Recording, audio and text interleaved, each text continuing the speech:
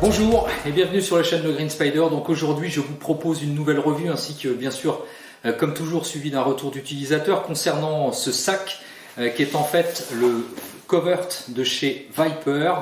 Et je ne pouvais bien entendu pas vous présenter cette vidéo tant les similitudes sont présentes sur ce sac sans vous proposer donc son homologue qui est donc le backpack, l'EDC backpack de chez Helicontex parce qu'ils sont très similaires.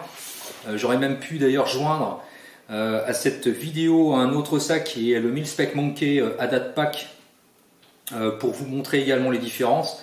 Mais je me suis dit que ça aurait été de toute manière redondant puisque je l'avais déjà fait avec l'Helicon. C'était juste pour vous donner une question de dimension et puis également les éventuels éléments qui pouvaient différer sur ce modèle. Donc là on est sur le Viper donc de chez Covert.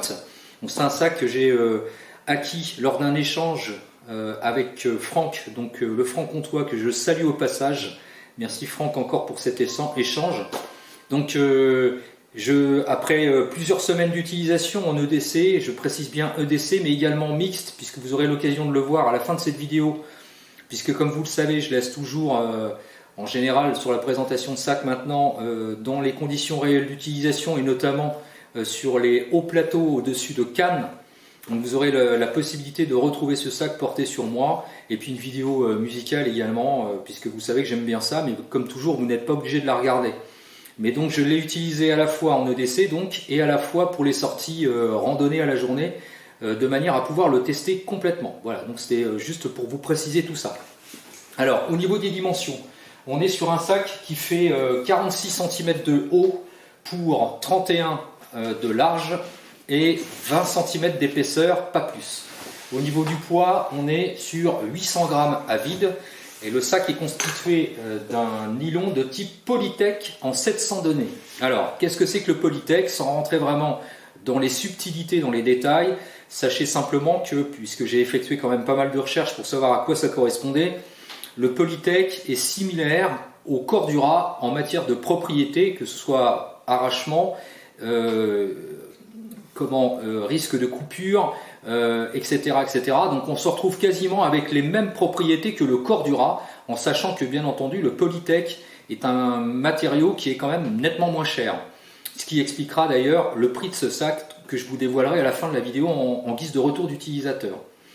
Donc les propriétés sont quasiment identiques, d'autant qu'en plus le Polytech est un matériau qui est utilisé notamment pour la confection de vêtements en milieu un petit peu à risque, on va dire, entre guillemets crochet parenthèse, de manière professionnelle pour la création de vêtements pour résister au feu et notamment en tout cas aux projections éventuelles d'éléments incandescents et notamment en chaudronnerie. Voilà, donc on produit des vêtements pour ce type de métier. Donc le sac est réalisé dans ce type de toile.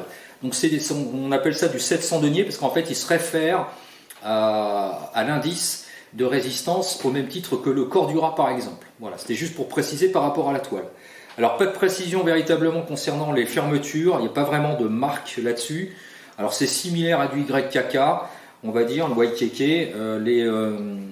Les fermetures, les glissières sont en tout cas résistantes à l'humidité de la même manière que les YKK. Alors les différences à noter quand même, on peut le voir, c'est au niveau de la taille, parce que ici c'est l'EDC backpack de chez Helicon, le Viper est quand même nettement moins grand. Alors évidemment ici il est un petit peu chargé parce qu'il y a quand même mes éléments EDC notamment sur la poche supérieure alors que celui-ci est vide. Je vous rappelle d'ailleurs que ce sac est à gagner pour le jeu concours que j'avais fait pour les 10 ans, donc c'est celui-ci donc qui aura lieu à la fin du mois de juin. Voilà, donc on est sur quelque chose de plus petit. C'était juste pour vous proposer en référence. Alors, tout de suite, donc devant, il y a un panneau velcro qui est largement moins grand que sur l'Helicon. Il y a également des passants molles pourvus ici sur le devant du sac et nulle part ailleurs. Il n'y en a pas sur le côté, puisqu'en fait sur le côté on retrouve des filets mèches à élastique pour pouvoir y glisser des petits éléments ou pourquoi pas des bouteilles. Mais alors attention, les bouteilles de la gêne peuvent éventuellement rentrer, mais ça va vraiment être extrêmement serré, donc il faudra faire attention. des espèces d'attaches qui sont amovibles ici, qui permettent d'être insérées au milieu des passants molles, de manière à pouvoir éventuellement accrocher d'autres éléments. Donc ça c'est plutôt pas mal, c'est fourni avec le sac. La particularité, c'est que le premier compartiment est similaire en tout point à ce qu'on avait pu retrouver sur le MSN, donc Adapt Pack de chez Mil-Spec Monkey. C'est exactement la même configuration, c'est-à-dire que ça s'ouvre des deux côtés, puisqu'on peut y passer la main. Et à l'intérieur, d'ailleurs, on retrouvera du velcro, ce qui explique la présence des éléments qui sont superposés à l'intérieur et qui permettent donc d'être accrochés, puisque à l'intérieur, il y a une poche, de l'intérieur de la poche, il y a du velcro de type femelle, bien entendu. Voilà au niveau de cette poche-là. Et le compartiment principal, lui, possède ici au revers, on va le voir, des attaches pour mettre un sac d'hydratation éventuellement, un compartiment pour mettre un PC de type maximum 13 pouces, 13-14 pouces mais pas plus, et encore 14 pouces c'est très limite, hein. Et puis de l'autre côté on va retrouver un filet mèche, voilà, qui permettra d'insérer éventuellement des petits éléments, rien de plus, rien de moins. La capacité totale de ce sac est prévue par le constructeur pour 28 litres. Alors c'est vrai que quand on le voit comme ça, on se dit on va avoir du mal à rentrer 28 litres. Bah, détrompez-vous, parce que comme le Mil-Spec Monkey ou comme l'Helicon Text, il cache bien son jeu, parce que finalement on peut quand même mettre beaucoup de choses, puisque comme on pourra le voir d'ailleurs sur la vidéo, voilà, on obtient quand même un sac qui peut contenir pas mal d'éléments. Alors est-ce qu'il fait vraiment 28 litres? C'est toujours compliqué à vraiment se rendre compte. En tout cas c'est comme ça qu'il le donne au niveau du constructeur. Moi je dirais que, allez, 25 litres, on sera déjà pas mal. Donc voilà pour ça. Au niveau de l'extérieur du dos, on a bien entendu des bretelles avec une sangle pectorale, bretelles de type Asso, exactement comme sur le Mil-Spec ou sur le Helicon, à ceci près que sur le Helicon, les deux systèmes ici ne sont pas soudés l'un et l'autre avec des...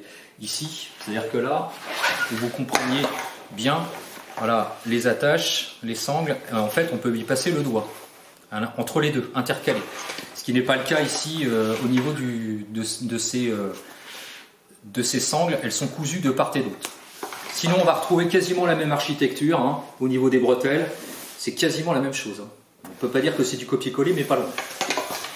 Voilà pour ça.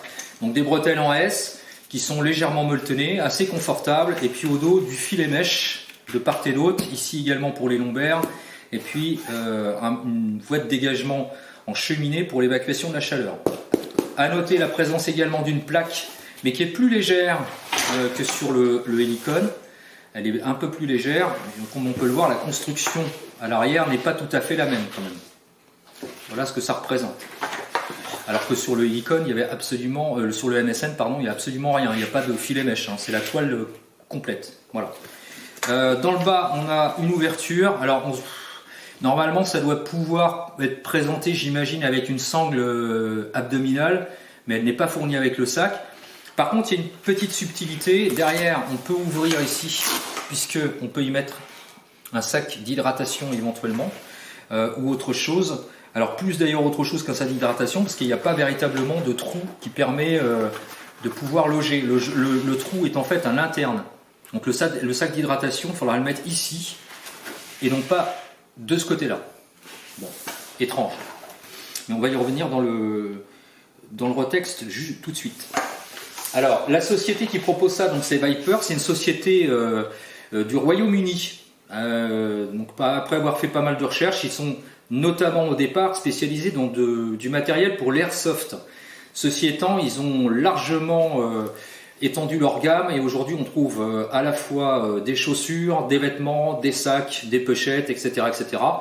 Donc comme toujours, je vous laisserai en lien, en commentaire sous la vidéo, le site officiel de chez Viper pour que vous puissiez aller voir l'ensemble de la production, ce qui peut être éventuellement intéressant. Ceci étant, le produit est fabriqué bien entendu en Chine. Enfin maintenant, hein, qu'est-ce qui n'est pas fabriqué en Chine, même sur les grandes marques. Voilà. Ceci dit, c'est de bonne qualité de fabrication. Maintenant, on va passer au retour d'utilisateur. Les fermetures sont complètement doublées. au niveau des coutures. Il n'y a absolument aucun problème. Il n'y a pas de fil apparent. Il n'y a pas de problème de résistance. Il n'y a pas de problème de couture qu'on pu lâcher. Alors le dessous, il n'y a rien. Hein, c'est comme sur l'hélicone. Les filets mèches, moi j'ai chargé quand même pas mal de petits éléments. Ils sont de bonne facture parce qu'ils sont assez épais. C'est assez étonnant. D'ailleurs, on a l'habitude de voir normalement du filet mèche qui est un petit peu léger. Là, c'est pas le cas. Il est quand même assez solide.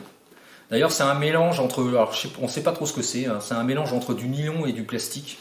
C'est un petit peu étrange comme système de fabrication, mais bon, ça permet sans doute d'augmenter la résistance. Donc des petits D-rings de part et d'autre, hein, comme sur l'hélicone. C'est pas, enfin, il n'y a rien de sorcier par rapport à ça.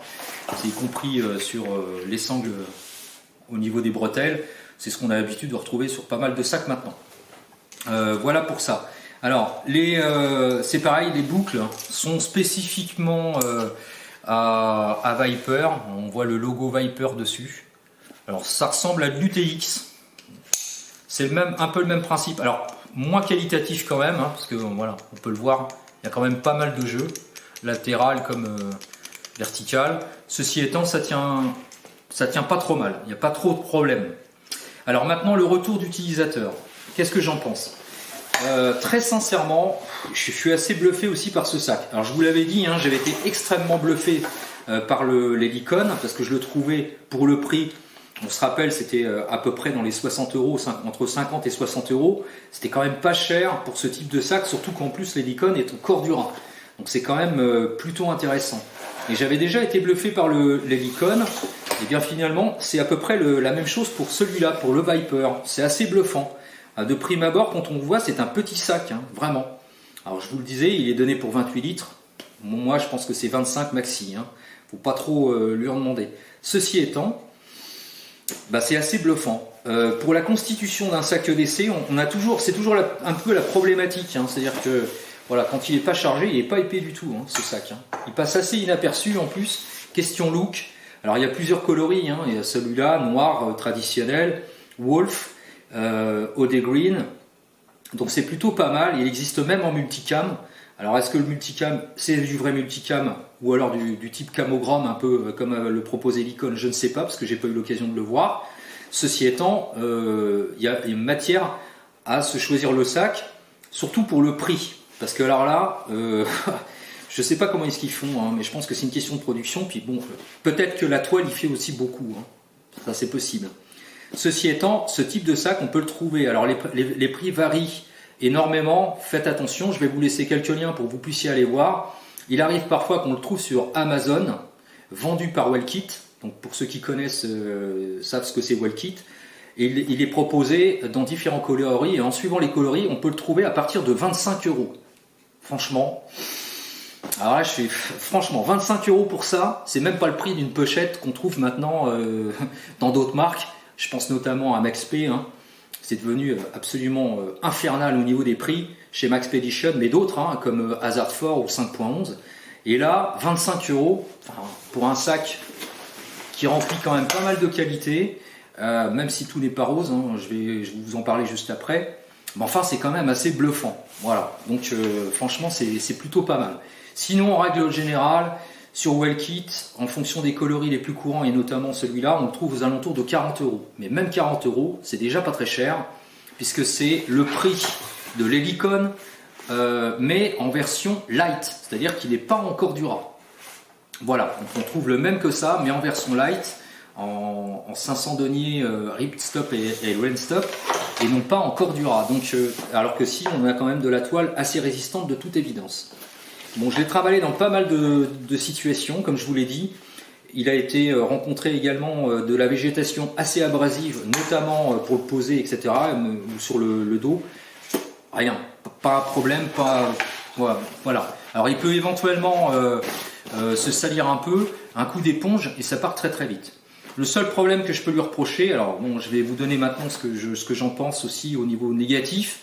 La toile a tendance à se froisser très rapidement. C'est-à-dire que quand on prend un mauvais pli, je ne sais pas si on verra ici par exemple, voilà, il y a un pli ici qui est assez disgracieux.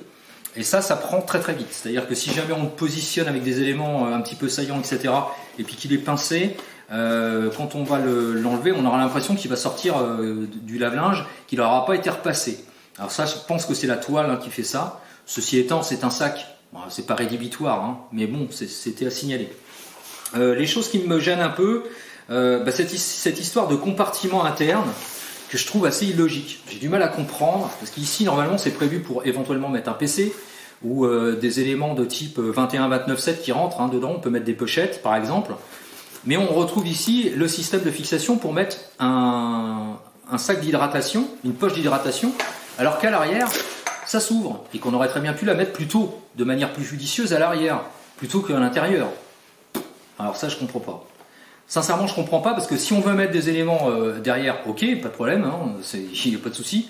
Un PC, par exemple, même si ce sera en contact quand même avec le dos. Donc bon.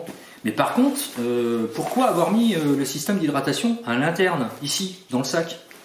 C'est assez bizarre comme truc.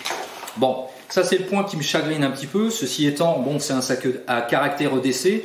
On n'est pas obligé d'emmener un sac d'hydratation, je vous l'accorde. Mais bon, quand même. Les autres points éventuellement, c'est alors les boucles, même si elles sont très solides, voilà, ça fait quand même pas mal de bruit.